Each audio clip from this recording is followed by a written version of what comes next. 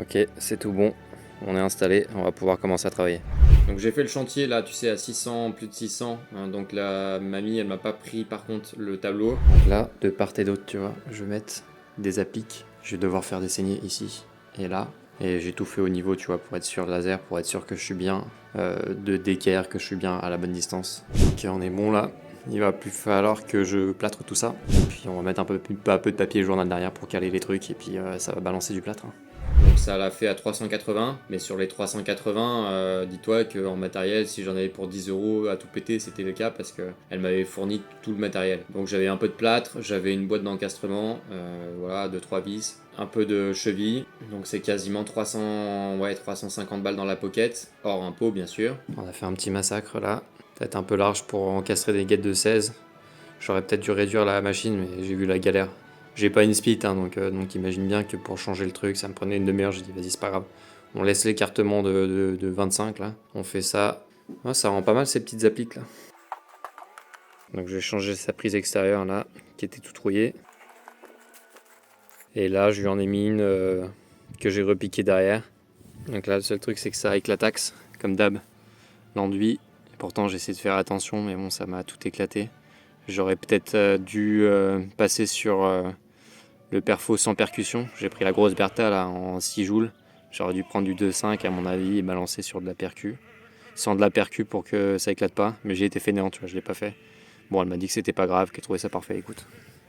Tant mieux. Donc si t'as des retours à me faire sur le travail, donc j'ai pas pu tout filmer parce que voilà, les clients étaient là, etc. Donc j'ai juste filmé le résultat, mais si tu vois des trucs à améliorer, surtout n'hésite pas à commenter, en étant toujours plutôt bienveillant, hein, merci. C'est surtout à l'extérieur, là je sais pas, j'ai fait ça comme ça, mais à mon avis c'était pas terrible. Il me manquait les pots, tu sais, le grand, les oranges là, les rigides, et du coup j'ai mis un pot d'encastrement pour placo. J'ai fait un petit trou pour que, au cas où la flotte s'infiltre, qu'elle puisse s'évacuer quand même au fond du pot. Et après, je l'ai serré, en fait, c'était du parpaing creux. Et je me suis dit, putain, vas-y, je vais pas me faire chier à tout sceller dans le parpaing creux là. Donc, du coup, j'ai juste vissé ma rondelle, donc mon pot d'encastrement, je l'ai vissé directement dans le parpaing. Là, je suis pas trop confiant de ce que j'ai fait, tu vois. Ça tenait, mais en vrai, peut-être que j'aurais dû tout sceller quoi. Et ce qui était beau, c'est qu'après, j'avais surtout un dépannage à faire juste derrière. Donc là, gros, dis-toi bien que sur cette journée-là, j'y suis allé au dépannage, c'était une merde. En plus, il fallait monter dans les combles. Le mec, c'était pas le couteau le plus affûté du tiroir, on va dire. Je suis sûr qu'il m'a planté quand je lui ai demandé de m'aider à repérer les fils. Il m'a dit de la merde, donc au final, j'y suis resté 2 heures, tu vois. C'était des spots, il avait changé les transformateurs. Il m'a dit ah ouais, quand j'ai changé les transformateurs et tout, tout marchait bien et ça, quand j'ai appuyé, ça a senti le cramer. Je dis ah bah là vous avez fumé le transformateur, à tous les coups vous êtes trompé, vous avez balancé du 230 sur l'alimentation du 12 volts. Il me dit non, non, non, je suis sûr que non, c'est pas possible. Je monte là-haut. Oui, ben bien sûr mon gars. Il a foutu la lime de 230, le retour sur le 12 volts, donc forcément ça a fumé son machin. Bon, je lui ai fait un peu de la merde, mais genre, je lui ai dit écoutez, on vire les transfos, j'en ai pas dans le camion, de toute façon, j'ai pas que ça à faire.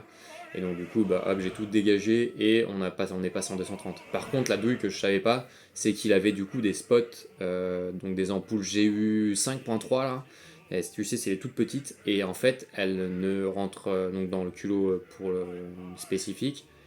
Et le truc, c'est qu'elles sont en 12 volts uniquement. Je ne savais pas que ça n'existait qu'en 12 volts. Ça n'existe pas en 230. Donc, du coup, quand moi je lui ai fait le changement pour passer en 230, donc il me rappelle le lendemain, il me dit ouais, j'ai pas trouvé d'ampoule en GU 5.3 en 230. Et là, j'ai regardé, je dis putain, il est trop con. En fait, non, c'est pas possible.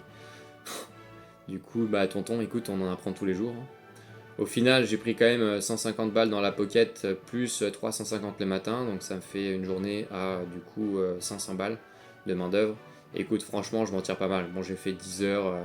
Au final, tu vois, ça m'a pris plus de temps que ça. J'ai fait, là, pour les bricoles le matin, ça m'a fait 10 heures à 16 heures. J'ai mis une demi-heure pour ranger. Je suis parti à 16h30.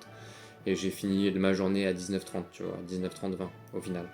Mais bonne journée. Et petite cerise sur le gâteau qui m'a fait marrer, c'est que je vais au Carrefour City.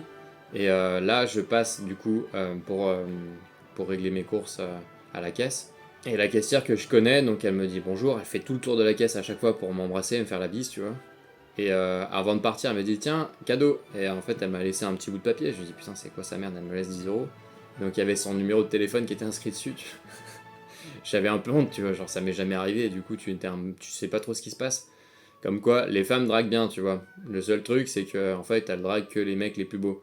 Donc clairement, toi et moi, on fait pas partie du lot parce que c'est la première fois que ça m'arrive. Mais ça leur arrive de bien draguer. Si tu t'es jamais fait draguer, ou quasiment pas comme moi, bah c'est que t'es moche. Mais bon, c'est pas grave. Si tu fais de la caillasse, tu pourras toujours en trouver une. Bon allez, bisous bisous les gars, et bonne semaine à vous.